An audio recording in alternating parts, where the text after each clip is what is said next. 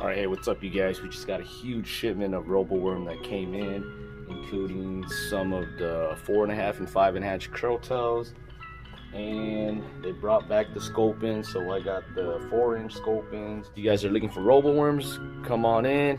Now's the time to throw the drop shot. I know a lot of guys are struggling out there on the lake right now. The key bait right now has been drop shotting, whether it's like a 3-inch roboworm all the way up to a 7-inch roboworm. I'll show you guys a way to rig it since there's so much grass on the lake right now. It's really hard to just go out there with a regular circle hook, drop shot hook, and start drop shotting. You're gonna get hung up in a lot of that grass.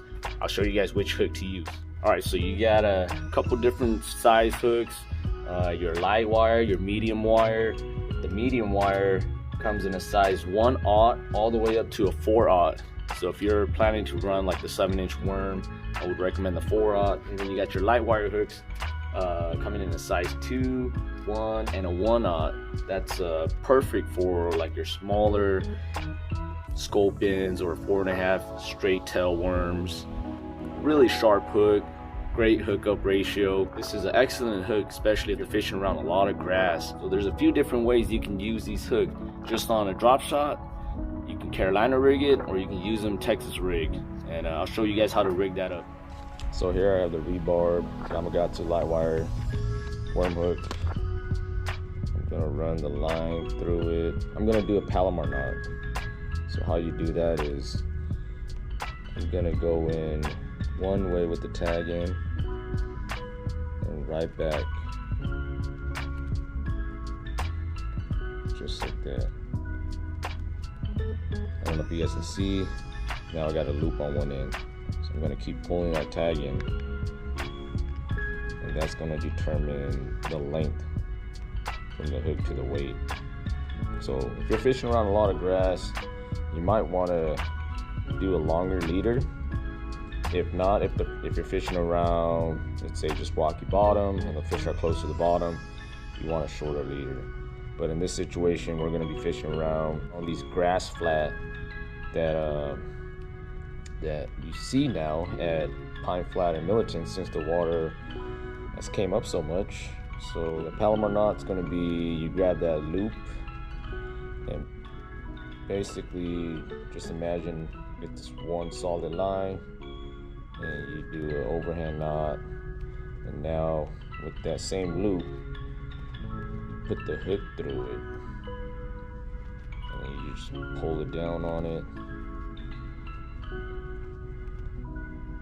And here's a trick to it. Now you want to take the tag in over here, and you want this hook to be standing up like this, upright. So you get this tag in, you go through the eye of the hook, bring it all the way down, and now that hook's gonna be standing straight up like that. When you go to jig it, that's exactly how it's gonna look like. Instead of the hook being sideways or down, or now it's just straight up. And then depending if you're fishing deep or shallow, since we're gonna be just fishing kind of shallow, I got a 1/8 ounce drop shot weight right here. I usually just give it like 1 or 2 quick overhand knot, just like that. You have about 18-inch right there. Take your worm. This is a 4.5-inch curly tail roboworm in salt, pepper, chartreuse tail. Great color for fishing around a lot of shad, especially now like at Militant and Pine Flat. Once you get all those recreational boaters, they start zooming around the lake and you get that mud line created. That chartreuse is going to stand out, and that's exactly where those bass are going to be at, right along that mud line. So I'm just going to go in just like if I'm Texas rigging, and you see there's like a little barb right here. You want to slide that plastic all the way through. That's going to keep it right there. And you take the hook, slide it all the way in, just like that. And when you're jigging it, it's going to stand straight up just like that. So with all this water coming into the lakes are rising. You got a lot of grass everywhere now. Gonna give you less headache when you're fishing around all that grass. It's great around just any kind of structure out there, you know. If you're fishing around brush, great for the ponds, great for the lakes right now. There you go. This is how you set up a drop shot using the rebarb hook. It keeps your worm weedless. Alright, you guys, I'm gonna show you guys how to set up basically a Finesse Carolina rig. And same thing, just running the rebarb hook. This is a 4/0 medium wire, so it's a little bit thicker. Great for like maybe like a BFS setup, or just a light bait cast, or in this case we're running like 10-pound fluoro on a spinning setup. It's a 7-1 medium. So I got the 7-inch robo worm. So first off, we need a good leader length. So I'm gonna do about 2 feet right here. Give me 2 feet right here. Take your swivel. This is just a size 10. It's rated for 35 pounds, so you won't be breaking this. Plus it's small, literally weighs nothing. So when the fish take off with your worm, they don't feel any extra weight.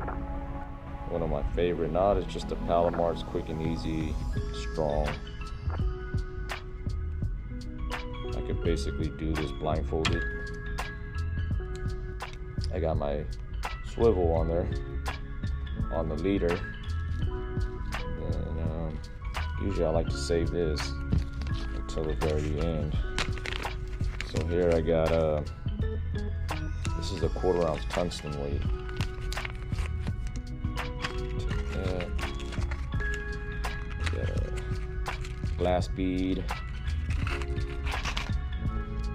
And with the glass bead and the tungsten, it's loud. So when you go to jig your worm and it's tapping, the weight's knocking on the bead, you're now drawing the fish towards the weight. All of a sudden they see that worm and they're gonna hone in right on that worm. Take the bullet weight first, or any kind of weight, cylinder weight, egg weight. I'm just gonna do it this way with the bullet weight, and then slide that on there.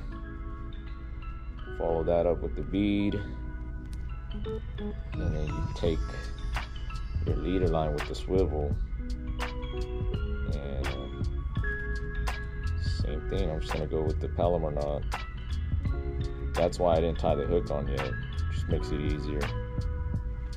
Now you just, all you have to do is just pull all that line through that loop. Pull it down. You wanna get that line wet, and then pull it down a little bit. You don't want to pull it too hard, because again, this is only like 10-pound test. Anybody can pull 10 pounds, so you're gonna just end up snapping your line. All you want to do is just cinch it down just enough, and it should hold. So now you got your tungsten weight to your bead, to your swivel, and then your leader. And again, just your hook, tie that on, Palomar knot. Oh, and you want to make sure your loop is long enough to go over whatever you're tying on, whether it's a hook, a bait. You just want to make sure that loop is big enough to go around the hole, to go around whatever you're tying on. Cinch it down. Cut the tagging off. I'm gonna go with the 7-inch straight tail. This is this color is Watermelon Magic. Since there's so much bluegills now, this is a great color to imitate those bluegill.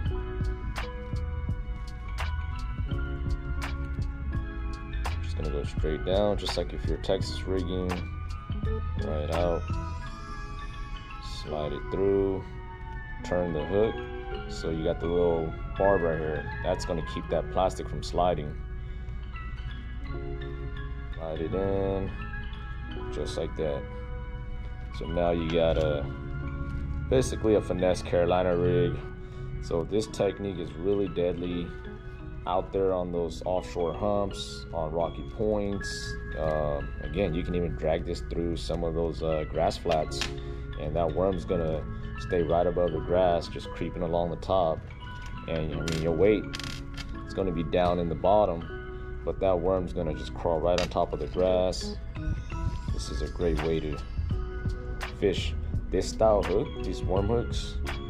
I like them a lot. The hookup ratio is really good on these compared to your regular like EWG style hook. You don't have any bend in there. Once you go to set the hook, that hook's gonna just come right through the plastic and hook those fish every single time. So next time you guys are out there, give this a try. Hopefully these tips will help you guys catch more fish and definitely less headache out there. All right, see you guys.